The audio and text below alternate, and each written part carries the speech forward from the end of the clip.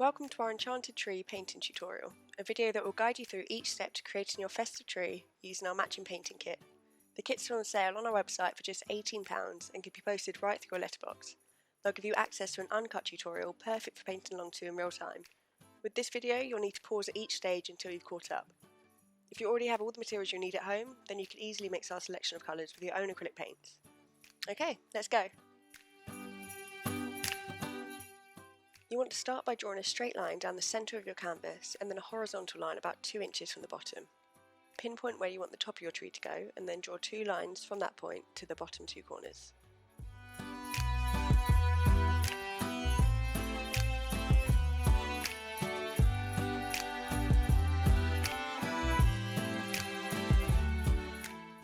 Finally, sketch out the small tree trunk around your centre line, put the pencil away and get ready to paint.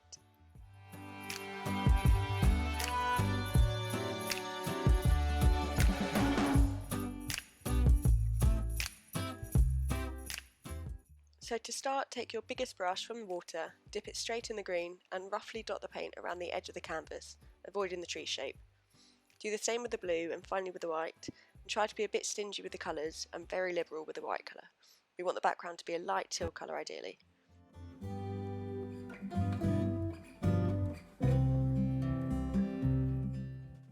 Now we want to start mixing, and to blend these colours really efficiently and to make the background nice and smooth, we're actually going to use a sponge. Getting the technique right with this might take a little bit of trial and error as it's all about pressure and adding a tiny bit of water to make sure the paint mixes well.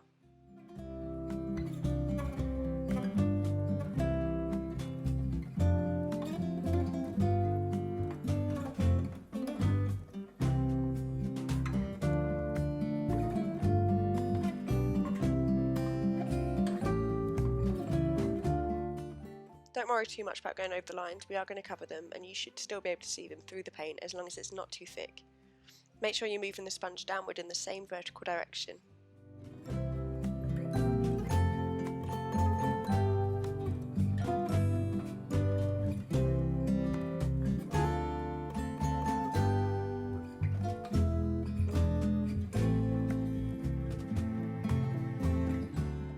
We want the base to be slightly lighter with the change of direction of the brushstroke so that you can differentiate between the background and the foreground, so that our tree doesn't look like it's floating.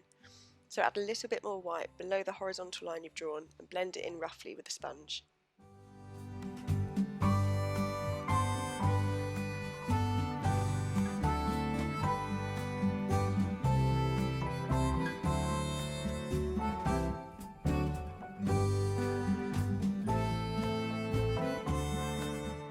We're now going to add a bit more depth to the background by adding a bit more blue around the outer edges of the top of the canvas and then blending it again with a sponge.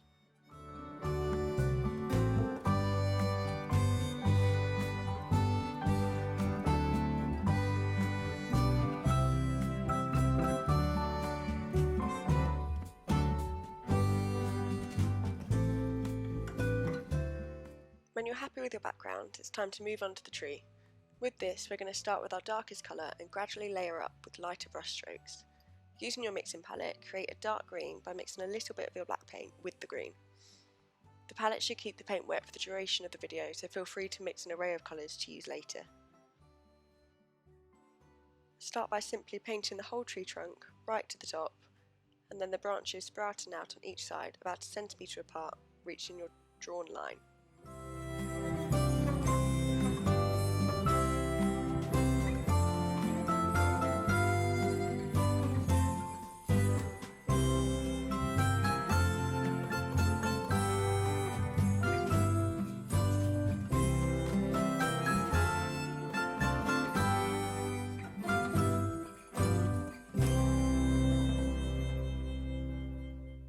Both sides should mirror each other, both with the length of the branches and the angles. Now use a slightly lighter green to fill in the spaces and cover the white patches of the canvas. Use sideways brush strokes to get a sharp edge and add water if needed.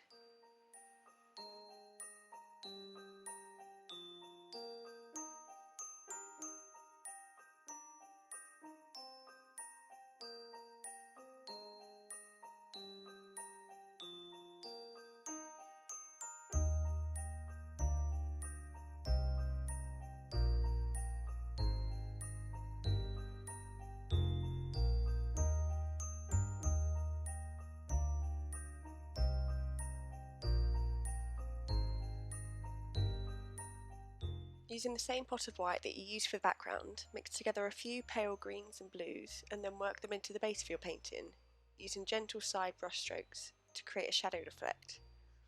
Remember, you can always add more paint, but you can't take it away, just like cooking, so start off light and slowly build up.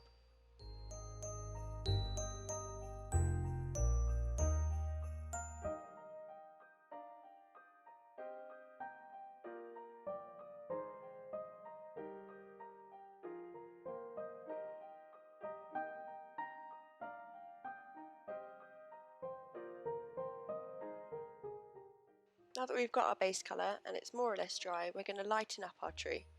You want to keep some of the dark green poking through, so make sure you do leave some gaps, ideally in rows, about 1 centimetre apart.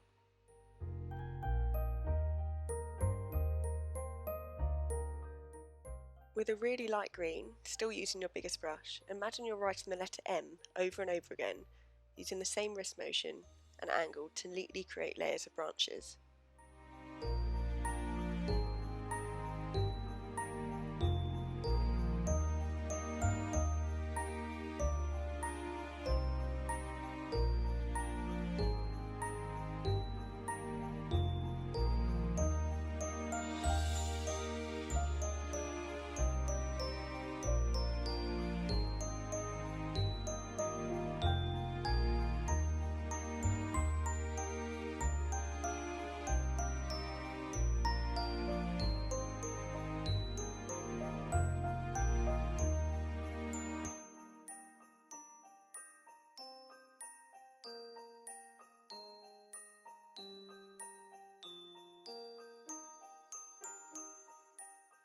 Still using the same small pot of white, you want to put on the last highlights to the branches, especially on the outer edges and at the top.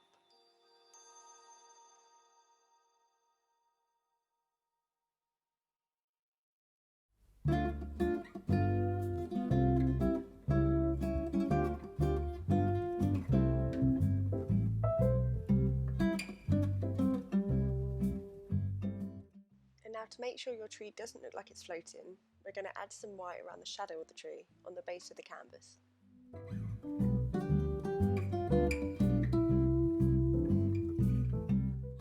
You can use your sponge again here just to make sure it blends in nice and evenly.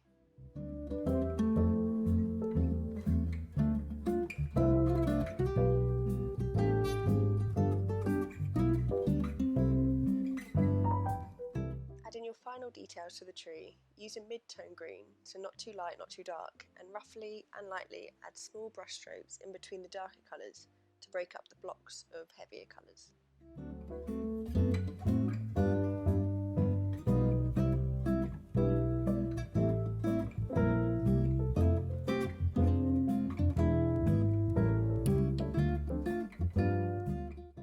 Right, it's time to add some baubles. Now this part can get pretty messy, so make sure you've got some old newspaper or a sheet laid down. We also want to make sure the mess avoids our lovely background, so you'll need to cover these bits up with some kitchen roll, leaving just the tree. Flicking paint is all about the consistency of water to paint.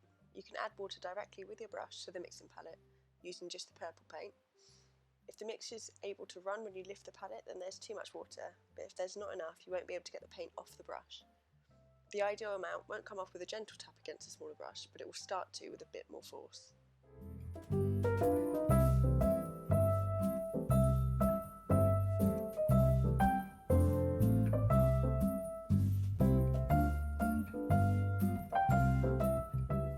Once you've got the flicking motion down, it's time to experiment with some colours. If you're using your own paints at home, feel free to freestyle and add whatever colour baubles you'd like. The lighter and brighter ones will show up better against the tree.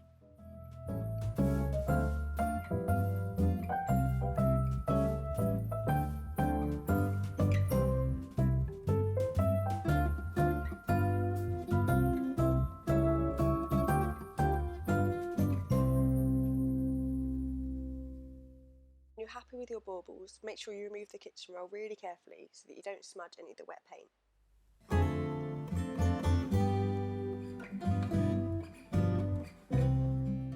Now it's time to add the snow. If you are near a sink, it might be a good idea to clean your water and brush out to make sure that the white is as bright as possible.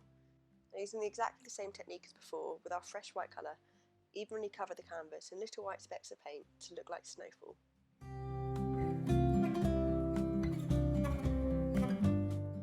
Whilst you've still got the clean water and bright white, paint on some final highlights to your tree, especially the snow-capped top and the edges of the branches.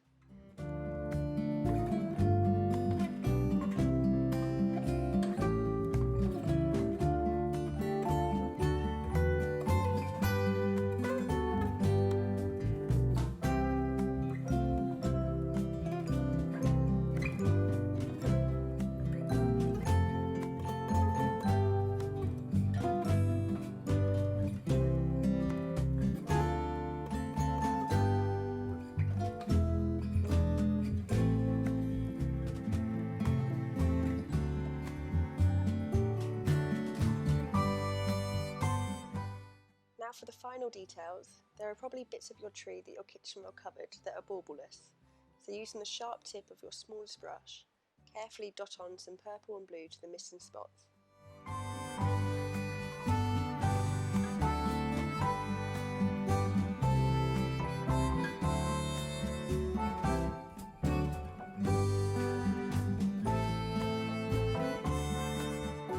And for the last bit of detail, darken the area where the trunk meets the ground to give it a more natural look.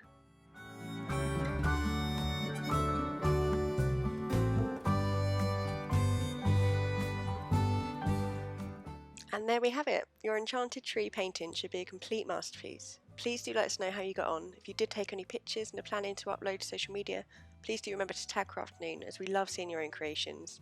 Thank you so much for watching. We hope you enjoyed yourself and are proud of your artwork, and most importantly, that your festive and creative spirits have been lifted.